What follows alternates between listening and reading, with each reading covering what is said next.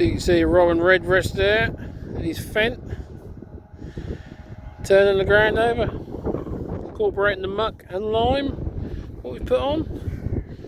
And yeah, look at this, look. Lovely bit of dirt.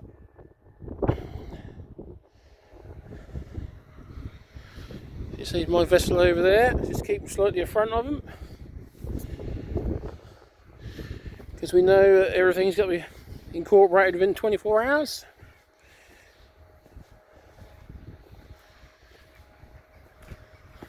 And yeah, don't forget, if you like, share and subscribe, and I will catch you all very, very soon. Bye bye.